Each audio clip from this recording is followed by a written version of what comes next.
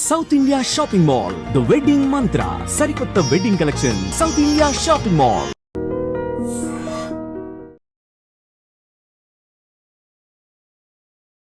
అందరికీ నమస్తే, నేను మీ యశస్వి సంతోష్. సో చాలామంది స్టూడెంట్స్ పేరెంట్స్ మమ్మల్ని అడుగుతున్నారు, తెలంగాణ ఎంసెట్ కౌన్సిలింగ్ ప్రాసెస్ ఎలా ఉంటుంది ఇంజనీరింగ్ స్టూడెంట్స్కి. ఎందుకంటే మన కౌన్సిలింగ్ డేట్స్ అనేవి రాబోతున్నాయి. కౌన్సిలింగ్ ప్రాసెస్ ఎలా ఉంటుంది, స్టెప్స్ ఎలా ఉంటాయి, లాస్ట్ ఇయర్ ర్యాంక్స్ ఎలా తెలుసుకోవాలి, కట్ ఆఫ్స్ అనేవి, అండ్ ఏ డాక్యుమెంట్స్ రెడీ పెట్టుకోవాలి, వీటిలన్నింటి కోసం ఈ వీడియోని చూడండి. ఈ వీడియోని లైక్ చేసి సబ్స్క్రైబ్ చేయండి ఫర్ మోర్ సచ్ వీడియోస్. ఎందుకంటే రెగ్యులర్లీ మేము ఎంసెట్ కౌన్సిలింగ్ గురించి పోస్ట్ చేస్తూ ఉంటాము. So first and most important step ఏంటంటే, మనకి కౌన్సిలింగ్ నోటిఫికేషన్ అనేది వస్తుంది. ఈ నోటిఫికేషన్ అనేది మనం నెక్స్ట్ 1-2 వీక్స్లో ఎక్స్పెక్ట్ చేయొచ్చు. ఈ నోటిఫికేషన్లో ఏంటంటే ఇంపార్టెంట్ డేట్స్ అనేవి ఉంటాయి. అంటే మనకి డేట్ ఆఫ్ కౌన్సిలింగ్ కమెన్స్మెంట్, అంటే కౌన్సిలింగ్ ఎప్పుడు స్టార్ట్ అవ్వబోతోంది, అండ్ ఎవరెవర్ ఎలిజిబుల్, అండ్ మైనారిటీ స్టూడెంట్స్కి వాళ్ళకి స్పెషల్ నోటిఫికేషన్, ఏ వెబ్సైట్ నుంచి లాగిన్ చేసుకోవచ్చు, అవన్నీ డీటెయిల్స్ అనేవి ఇస్తారు. ఆ వెబ్సైట్ అదంతా కూడా మేము రివీల్ చేస్తాం ఈ వీడియోలో. సో చూస్తూ ఉండండి. సో మీకు నోటిఫికేషన్ రాగానే కౌన్సిలింగ్ది ఒక పర్టికులర్ డేట్ అనేది ఉంటుంది. ఆ డేట్ నాడు మీరు first and most important step చేయాల్సింది ఏంటంటే, మీరు రిజిస్ట్రేషన్ అనేది చేసుకోవాలి, కౌన్సిలింగ్ ఫీ అనేది పే చేయాలి. సో ఇప్పుడు మీకు కౌన్సిలింగ్ ప్రాసెస్లో పార్టిసిపేట్ చేయాలంటే మీరు ఫస్ట్ స్టెప్ ఏంటంటే, మన టీజీ ఎబ్సెట్ వెబ్సైట్కి వెళ్ళి మీరు రిజిస్ట్రేషన్ అనేది చేసుకోవాలి. అంటే మీ బేసిక్ డీటెయిల్స్, మీ హాల్ టికెట్ నెంబరు అది కొట్టంగానే మీకు బేసిక్ డీటెయిల్స్ ఇన్ఫర్మేషన్ కనిపిస్తుంది. ఇంకొన్ని బేసిక్ డీటెయిల్స్ అనేవి మీరు ఫిల్ చేశాక మీరు కౌన్సిలింగ్ ఫీ అనేది ఫస్ట్ పే చేయాలి. ఈ కౌన్సిలింగ్ ఫీ ఏంటంటే, మీరు కౌన్సిలింగ్లో పార్టిసిపేట్ అవ్వడానికి ఇంట్రెస్ట్ ఉంది అని వాళ్ళకి తెలుస్తుంది. సో అందుకే ఈ కౌన్సిలింగ్ ఫీ అనేది ఛార్జ్ చేస్తారు. ఆ ఫీ అవన్నీ డీటెయిల్స్ కూడా మనం నోటిఫికేషన్లో చూస్తాము. సో ఈ కౌన్సిలింగ్ ఫీ అనేది పే చేశాక సెకండ్ ఇంపార్టెంట్ స్టెప్ ఏంటంటే, మీరు స్లాట్ అనేది బుక్ చేసుకోవాలి. సో ఇప్పుడు ఈ స్లాట్ దేనికి, సర్టిఫికేట్ వెరిఫికేషన్ కోసం. సో కౌన్సిలింగ్ ప్రాసెస్ స్టార్టింగ్లోనే మీ సర్టిఫికేట్స్ ఉన్నవన్నీ వెరిఫై చేస్తారు. సో ఇప్పుడు మీకు లిస్ట్ ఆఫ్ సర్టిఫికేట్స్ ఏంటో నేను మీకు చెప్తాను. ఫస్ట్లీ మీ ఎంసెట్ ర్యాంక్ కార్డ్, ఇది చాలా ఇంపార్టెంట్. ఒరిజినల్ ర్యాంక్ కార్డ్ ఉండాలి. దెన్ మీ అప్లికేషన్ ఫామ్ ఏదైతే ఫిల్ చేశారో, మీకు ఏమైనా ఇన్కమ్ సర్టిఫికేట్ ఉంటే ఇన్కమ్ సర్టిఫికేట్, ఇది ఎస్పెషలీ ఫర్ ఈడబ్ల్యూఎస్ స్టూడెంట్స్, ఎవరైతే రీయింబర్స్మెంట్ కోసం ట్రై చేస్తున్నారో, ఎవరైతే SC ST OBC students, minority students, me income certificate, caste certificate. Then important aspect is Aadhaar card, మీ అందరి ఐడి ప్రూఫ్ ఆధార్ కార్డ్ అనేది ఉండాలి. దెన్ మీ స్టడీ సర్టిఫికేట్స్, మీరు 7th క్లాస్ నుంచి intermediate second year are 12th దాకా చదువుకున్న సర్టిఫికేట్స్ అన్నీ కూడా మీకు అవైలబుల్గా ఉండాలి.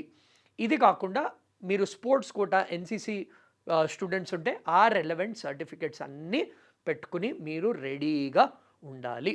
సో ఇవి మోస్ట్ ఇంపార్టెంట్ డాక్యుమెంట్స్. ఇవి కాకుండా ఇంకొన్ని డాక్యుమెంట్స్ ఉండొచ్చు, బట్ ఇవి మోస్ట్ ఇంపార్టెంట్ డాక్యుమెంట్స్. సో మీరేం చేస్తారంటే, మీకు పర్టికులర్ టైం ఫ్రేమ్ అనేది ఇస్తారు.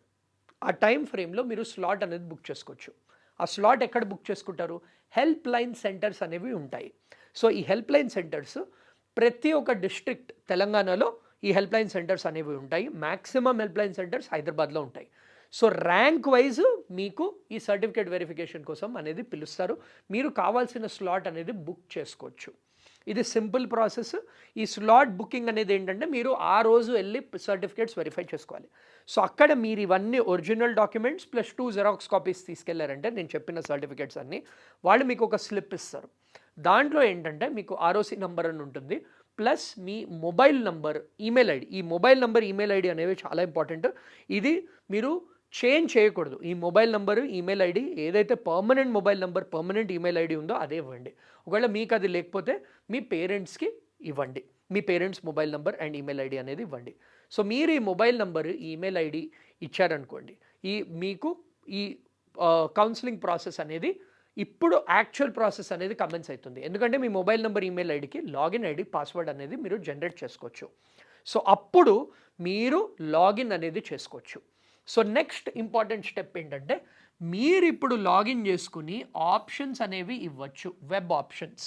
సో మీ సర్టిఫికేట్ వెరిఫికేషన్ తర్వాత మీరు లాగిన్ చేసి ఈ వెబ్ ఆప్షన్స్ అనేవి మీరు లైన్గా ప్రయారిటీ వైజ్ బ్రాంచ్ కాలేజ్ అవన్నీ డిసైడ్ చేసుకుని ప్రయారిటీ వైజ్ మీరు ఈ వెబ్ ఆప్షన్స్ అనేది ఇచ్చుకోవచ్చు. సేమ్ వెబ్సైట్లో ఇవన్నీ ఉంటాయి. ఆ వెబ్సైట్ కూడా నేను ఇప్పుడు రివీల్ చేస్తాను. ఆ వెబ్సైట్ ఏంటంటే tgepset.nic.in.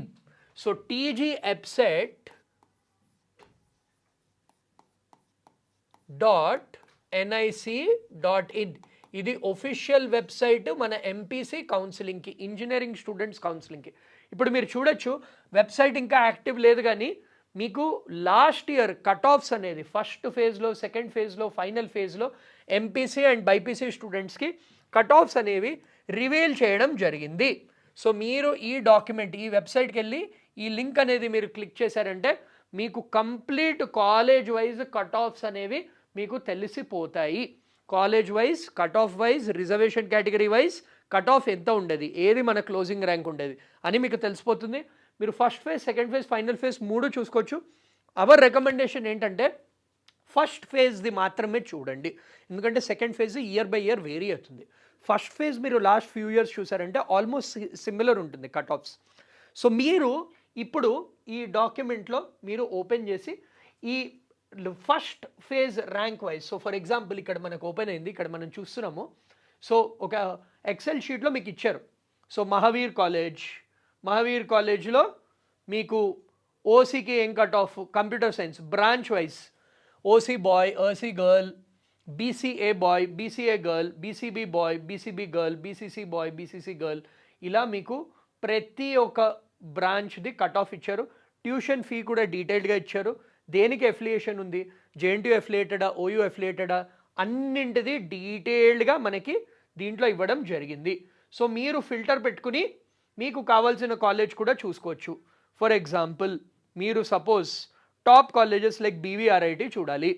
సో ఇక్కడ మీకు ఉంటుంది బీవీఆర్ఐటి, మీరు చూసుకోవచ్చు కంప్యూటర్ సైన్స్కి కట్ ఆఫ్ ఎంత. సో ఇక్కడ మీకు బ్రాంచెస్ అన్నీ కనిపిస్తాయి. సో ఆర్టిఫిషియల్ ఇంటెలిజెన్స్ది కట్ ఆఫ్ ఎలా, మీకు మీ ర్యాంక్ బట్టి టాప్ కాలేజెస్లో మీకు సీట్ వస్తుందా లేదా అని తెలుసుకోవచ్చు. దాన్ని బట్టి మీ లిస్ట్ అనేది మీరు ఫైనలైజ్ చేయాలి. మీరు ఈ లిస్ట్ అనేది ఫైనల్ చేశాక ఇంపార్టెంట్ ఆస్పెక్ట్ ఏంటంటే మీరు ఆప్షన్స్ అనేవి సేవ్ చేసుకోవాలి. ఈ ఆప్షన్ సేవ్ చేసుకున్నాక మీకు ఫైనలీ ఈ ఆప్షన్ సేవ్ చేసుకున్నాక ఆప్షన్స్ అనేవి లాస్ట్ కట్ ఆఫ్ డేట్ అప్పుడు ఆటోమేటికలీ ఫ్రీజ్ అనేవి అయిపోతాయి. ఈ ఫ్రీజ్ అయిపోయాక మీకు అలాట్మెంట్ ఆర్డర్ అనేది రిలీజ్ చేస్తారు. సో ఇప్పుడు ఈ అలాట్మెంట్ ఆర్డర్లో సో లాస్ట్కి మీకు లాస్ట్ డే అయ్యాక ఈ ఆప్షన్స్ అనేవి ఫ్రీజ్ అయిపోతాయి అండ్ అలాట్మెంట్ అనేది ఇస్తారు. సో ఈ అలాట్మెంట్ అనేది రాగానే మీకు 2 ఆప్షన్స్ ఉంటాయమ్మా. ఒకటి ఏంటంటే మీరు వచ్చిన కాలేజ్ యాక్సెప్ట్ చేయొచ్చు. యాక్సెప్ట్ చేసి అంటే యాక్సెప్ట్ చేస్తే మీరు ఫీ రీయింబర్స్మెంట్ అనేది మీకు ఎంత వస్తుంది అవన్నీ కూడా మీకు అలాట్మెంట్ ఆర్డర్లో తెలిసిపోతుంది. మీకు ఒకవేళ నచ్చితే అది మీరు యాక్సెప్ట్ చేసి రిమైనింగ్ ఫీజు ఏదైతే ఉందో అది కట్టి మీరు సెకండ్ రౌండ్కి వెళ్ళొచ్చు. ఆర్ ఇంకో ఆప్షన్ ఏంటంటే మీరు రిజెక్ట్ చేసి సెకండ్ రౌండ్కి వెళ్ళొచ్చు. రిజెక్ట్ చేస్తే మీ సీట్ అనేది పోతుంది. ఒకవేళ యాక్సెప్ట్ చేస్తే మీ సీట్ ఉంటుంది, బట్ మీరు సెకండ్ కౌన్సిలింగ్లో కూడా మీరు అప్లై అనేది చేసుకోవచ్చు. ఇన్ కేస్ మీరు యాక్సెప్ట్ చేశాక మీకు బెటర్ కాలేజ్ వచ్చింది అనుకోండి, యాక్సెప్ట్ చేశాక కూడా సెకండ్ రౌండ్ ఆఫ్ కౌన్సిలింగ్ ఇదే ప్రాసెస్ ఉంటుంది. మళ్ళీ సర్టిఫికేట్స్ వెరిఫై చేసుకోవాల్సిన అవసరం లేదు. డైరెక్ట్లీ మీరు మళ్ళీ వెబ్ ఆప్షన్స్ అనేవి ఇవ్వాలి. సపోజ్ మీకు 14th or 15th option allocate అయింది, ఓన్లీ 1 to 14 పెట్టండి సెకండ్ కౌన్సిలింగ్లో, సో దట్ మీకు బెటర్ కాలేజ్ వస్తుంది. చాలామంది స్టూడెంట్స్ ఏంటంటే డైరెక్ట్ రిజెక్ట్ చేసి సెకండ్ రౌండ్కి వెళ్తారు. ఇప్పుడు డైరెక్ట్ రిజెక్ట్ చేస్తే డిసడ్వాంటేజ్ ఏంటంటే మీకు ఆ సీట్ అనేది ఉండదు. సో సీట్ పెట్టుకునే మీరు సెకండ్ రౌండ్ ఆఫ్ కౌన్సిలింగ్కి వెళ్ళండి. This is my humble request to the students. ఇప్పుడు నెక్స్ట్ ఇంపార్టెంట్ ఆస్పెక్ట్, చాలామంది స్టూడెంట్స్ అడుగుతున్నారు మాకు ఫీ రీయింబర్స్మెంట్ అనేది వస్తుందా, ఫీ రీయింబర్స్మెంట్ ఎవరికి వస్తుంది. ఫస్ట్లీ అర్థం చేసుకోవాల్సింది ఏంటంటే తెలంగాణలో రూల్స్ అనేవి కొంచెం complicated for every reservation category. మీకు బిలో 10,000 ర్యాంక్ వస్తే you are eligible for full fee reimbursement. SC ST students, government కాలేజెస్లో చదివిన స్టూడెంట్స్, మైనారిటీ స్టూడెంట్స్కి ఏ ర్యాంక్ వచ్చినా కానీ ప్రాబ్లం అనేది లేదు. నెక్స్ట్ ఇప్పుడు మీకు 10,000 అబవ్ ర్యాంక్ వచ్చినా కానీ పార్షియల్ రీయింబర్స్మెంట్ అంటే 35,000 వరకు రీయింబర్స్మెంట్ అనేది కూడా స్టూడెంట్స్కి వస్తుంది. దానికి ఏంటంటే కొన్ని ఎలిజిబిలిటీ క్రైటీరియా కూడా ఉంటుంది. మీరు 75% అటెండెన్స్ అనేది ఇంజనీరింగ్ కాలేజెస్లో మెయింటైన్ చేయాలి. సెకండ్ ఆస్పెక్ట్ ఏంటంటే గవర్నమెంట్ ఎంప్లాయీ అయి ఉండకూడదు. థర్డ్ ఇంపార్టెంట్ ఆస్పెక్ట్ ఏంటంటే మీరు ఏవైతే డాక్యుమెంట్స్ ఉన్నాయో అవన్నీ కరెక్ట్గా పెట్టాలి. మీ ఇన్కమ్ 2.5 lakhs బిలో ఉండాలి. కాస్ట్ సర్టిఫికేట్ కరెక్ట్గా లేటెస్ట్ది సబ్మిట్ చేయాలి. ఇవన్నీ చేస్తే you are eligible for fee reimbursement. ఆ ఫీ రీయింబర్స్మెంట్ గురించి కూడా మీకు అలాట్మెంట్ ఆర్డర్లో క్లియర్లీ తెలిసిపోతుంది. సో మీరు ఇప్పుడు చేయాల్సింది ఏంటంటే నేను చెప్పిన సర్టిఫికేట్స్ అన్నీ మీరు రెడీ పెట్టుకోవాలి. నెక్స్ట్ మీరు వెబ్సైట్కి వెళ్ళి మీ అనాలిసిస్ అనేది చేయండి. అంటే మీకు కావాల్సిన బ్రాంచెస్, లాస్ట్ టైం మేము ఆల్రెడీ ఒక వీడియో చేసాము వేర్ వి టోల్డ్ యూ ఒక్కొక్క బ్రాంచ్ది సిగ్నిఫికెన్స్ ఏంటి, టాప్ కాలేజెస్ లిస్ట్ ఏంటి.